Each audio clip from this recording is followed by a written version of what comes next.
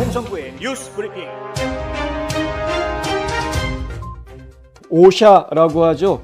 연방정부의 산업보건안전청이라고 하는데요. 이 오샤에서 코로나 백신 사용을 했을 때 발생하는 부작용에 대해서는 기록하지 말라라는 지시가 나와 있어서 이것이 큰 논란이 되고 있습니다.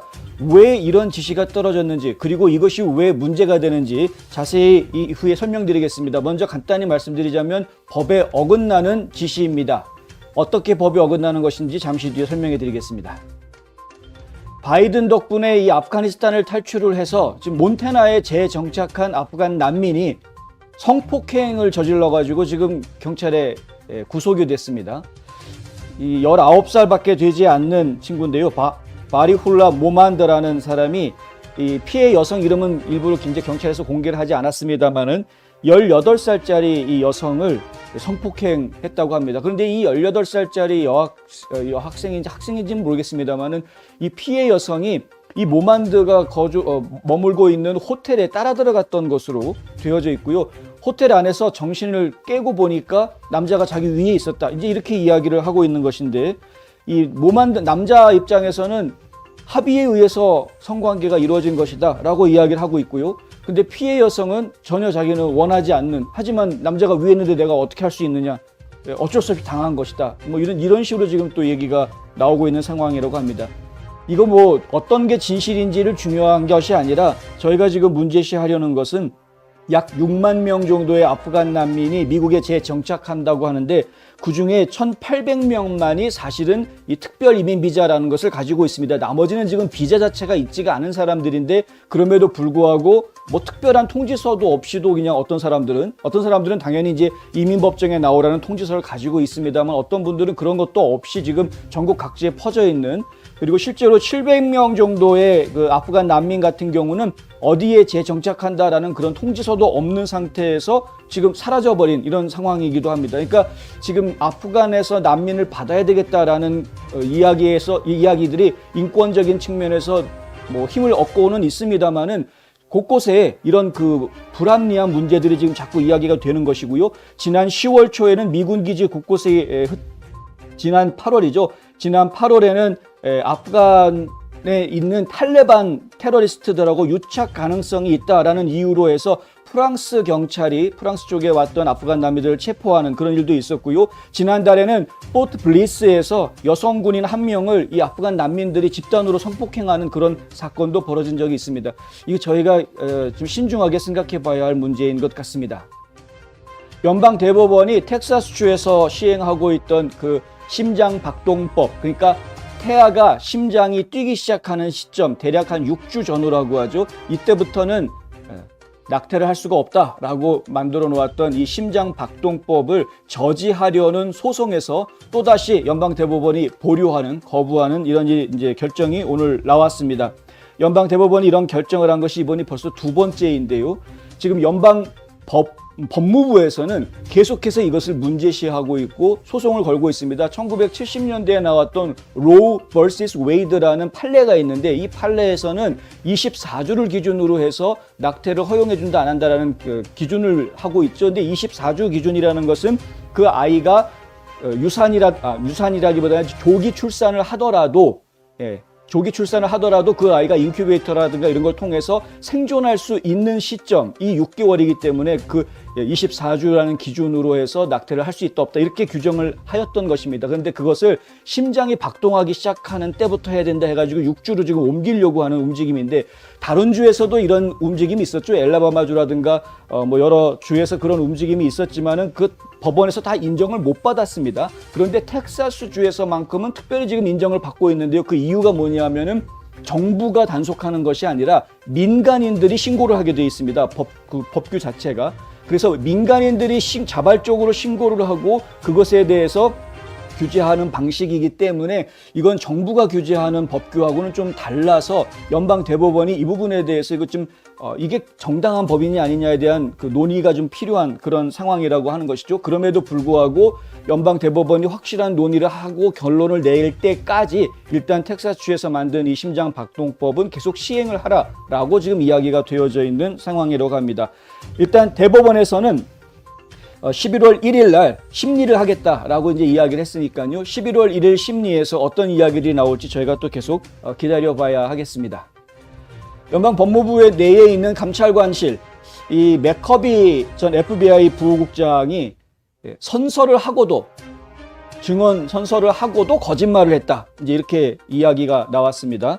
이게 무슨 얘기냐면요. 마이클 호로위츠 연방법무부 감찰관이 한 이야기인데 이번 주 상원에서 열린 청문회에서 앤드류 머커비 전 FBI 부국장이 연방수사관과의 대화에서 선서하에서도 그리고 선서를 하지 않은 채로도 여러 차례 거짓말을 했다. 이것이 그를 해고하게 만들었다라고 증언한 이야기가 이제 나온 겁니다. 머커비가 거짓말을 했다라는 이야기는 결국 뭐냐면 힐러리 클린턴 2016년도 대선 운동이 벌어지고 있던 당시에 힐러리 클린턴 캠프 측에서 러시아 연루설 이야기하죠. 트럼프 쪽과 러시아가 연계해가지고 뭔가 조작을 벌였다. 뭐 이런 이야기들이 나왔을 때 그때 이 FBI 부국장으로 있던 머커비가 FBI 요원들이 잘못 활용이 되도록 그들을 오도했다라는 이야기가 지금 확인되는 겁니다. 뭐 과거에도 이런 이야기가 있긴 했습니다만은 이것을 좀 더 구체적으로 지금 확인해주고 있는 내용들이 이번에 더 나와서 결국에는 트럼프 대통령을 둘러싸고 있었던 러시아 스캔들은 전부 다 거짓말이었던 것이 점점 더 확연해지고 있는 그런 상황입니다. 트럼프 대통령은 선거운동하던 당시에 러시아하고 짜고 쳐가지고 이 선거를 갖다가 좀 왜곡되게 한다거나 러시아가 선거에 개입해가지고 선거판을 뒤흔들려고 하는 그런 작전을 펼친 적이 없다라는 것이죠. 그런 이야기를 만들어내는 것은 오히려 힐러리 클린턴 쪽이었다. 이제 이렇게 되는 겁니다. 이것도 저희가 계속해서 새로운 소식이 나오면 팔로우업 해드리겠습니다. 한국의 박주현 변호사, 여러분도 혹시 이제 이름은 기억해 두실 만한 이름일 것 같습니다. 4.15 부정선거에 대한 것을 굉장히 추적하고 있고, 지금 이제 민경욱 의원이라든가 황교안 전 총리를 도와서 지금 이제 법원에다가 항소하고 또 소송을 이끌고 있는 역할을 하고 있는데, 지금 이제 박주현 변호사가 했던 이야기들 오늘 잠시 뒤에 지금 전해드리겠습니다. 일단은 전산 조작이다라는 이야기를 강하게 어필을 했고요. 이 상태로 가면은 결국 나라 망한다. 이제 이런 이야기가 나왔고, 황교안 전 총리가 지금 제시해 놓고 있는 국민의힘 대통령 경선을 중지해달라는 이제 가처분 신청을 하지 않았습니까? 이 부분에 대해서 법원이 뭔가 좀 압박을 받고 있는 느낌이 있다라고 긍정적인 또 이야기를 했습니다. 잠시 뒤에 좀 더 자세히 전해드리도록 하겠습니다.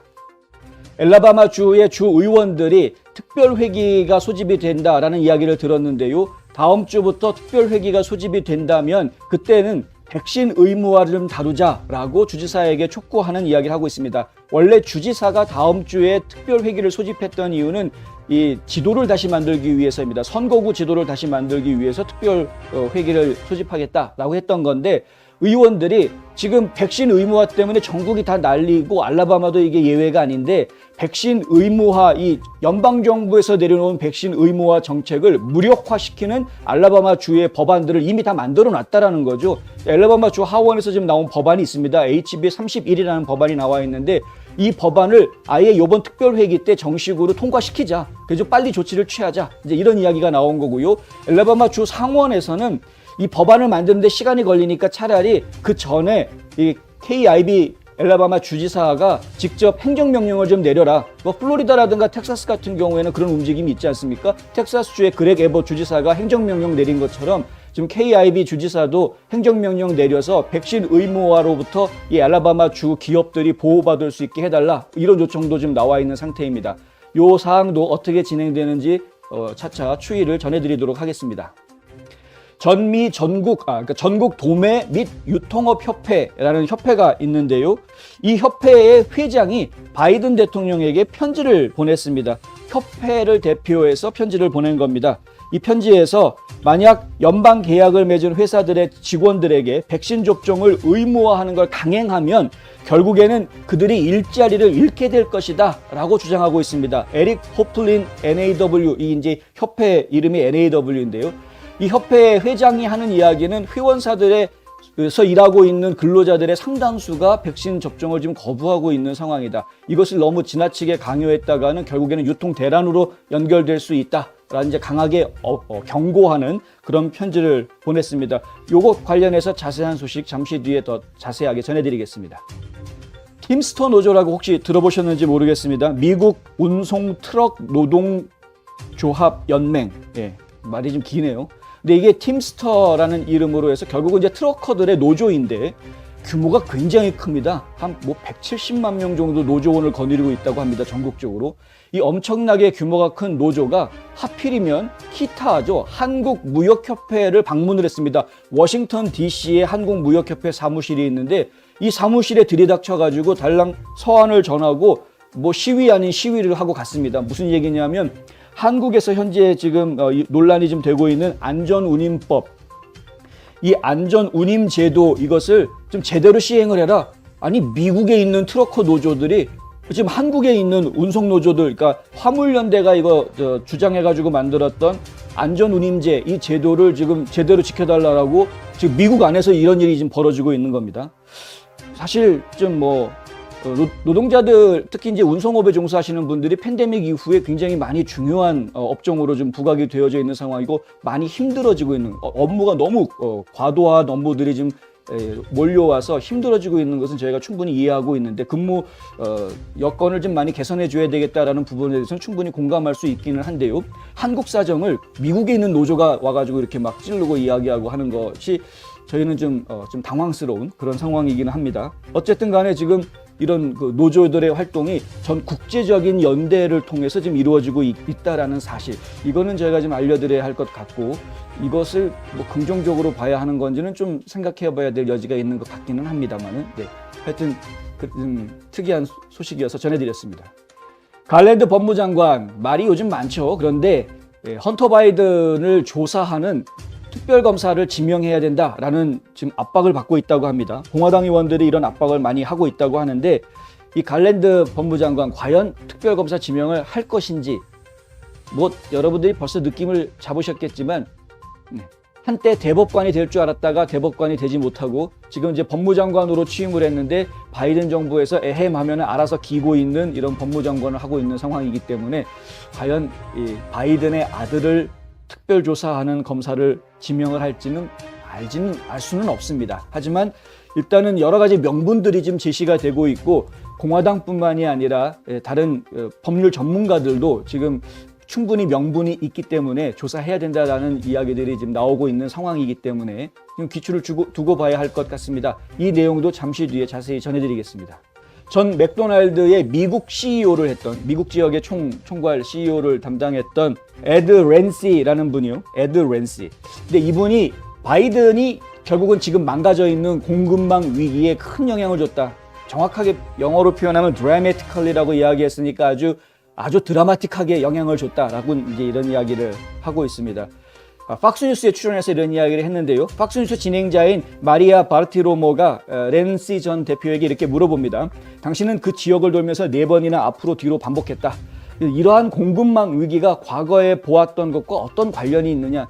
오랫동안 이제 맥도날드에서 일하면서 그리고 이제 고위직에 있으면서 이런 유통망, 공급망의 문제들을 여러 차례 겪었던 경험이 있기 때문에 이런 질문을 했던 거였죠. 근데 이제 랜시 CEO가 뭐라고 대답을 하냐면 이미 70년대에서 80년대까지 이런 일들을 다 경험을 했었다. 그때는 스태그플레이션이 일어났을 때였다. 그러면서 스태그플레이션을 이야기합니다. 그러니까 단순하게 지금 공급망에만 문제가 있는 것으로 그치는 것이 아니라 이것이 인플레이션과 얽혀서 스태그플레이션으로 가는 심한 경기 침체 현상으로 이어질 수 있다는 것을 시사한 것이어서 상당히 저희가 주목할 만한 내용이었던 것 같습니다. 코로나로 인해서 확실히 악화됐다. 그러나 바이든 대통령이 취임 전부터 석유와 송유관을 폐쇄하고 화석 연료에서 벗어나겠다고 밝힌 정책 변화 때문에 결국에는 큰 영향을 미쳤다. 이렇게 이야기했습니다. 바이든이 집권한 이후에 불법 이민자 체포수가 엄청나게 늘어났다. 거의 97년 만이라는 숫자가 나온 이유는 뭐냐면요. 국경 수비대가 국경 순찰대가 만들어진 지 97년이기 때문에 97년 만에라는 이야기가 나오는 겁니다. 국경 순찰대가 만들어지고 나서 지난 100년 사이에 엄청나게 많은 그런 폭발적인 증가가 있었다. 제가 다른 거는 불러드리지 않겠지만 총 숫자가 195만 6,519명이었고요. 3월에 16만 9천, 4월에 17만 3천, 그리고 5월에 17만, 6월에 또 17만 넘었고요. 7월에 20만 건 돌파했고 8월에는 19만 5천 건, 그리고 9월에 19만 2천 건 기록했습니다. 바이든 대통령은 이게 봄에 이런 얘기를 했었는데요. 지금 봄이라서 사람들이 많이 오는 거고 날씨가 더워지는 여름 되면 사람 줄어들 거다. 이 얘기했는데 여름이 지났는데도 지금 줄어들 기색이 보이지 않습니다. 지금 멕시코를 관통을 해서 6만 명이 넘는 사람들이 지금 몰려서 올라오고 있다. 이런 이야기까지 지금 나오고 있는 상황이죠. 좀 상당히 심각합니다. 잘못을 지적을 해주면 그 잘못을 파악하고 분석하고 대책을 만들 생각을 해야 될 텐데 지금 계속해서 나몰라라 하고 있는 모습들이 너무나 안타깝기 짝이 없습니다. 트럼프 대통령이 새로운 소셜미디어 트루스 소셜이라는 것을 만들 것이다. TMTG라는 지주회사를 통해서 이것을 하겠다. 이렇게 발표를 했었죠. 이 발표가 나오고 나서 이틀이 지났는데 이틀 만에 지금 그 TMTG가 합병한 회사 DWAC라고 이제 나스닥에 상장이 되어 있는 이 DWAC 주식이 이틀 사이에 9배가 올랐습니다. 첫날 4배 오르더니 오늘 2배 또 거기에서 2배가 더 올랐습니다. 주식 사신 분은 대박 나셨을 것 같은데 지금 주식을 사시려고 하면 구하기가 좀 쉽지 않을 것 같다는 생각이 들긴 합니다만 요 이야기도 잠시 뒤에 좀 더 자세히 전해드리도록 하겠습니다.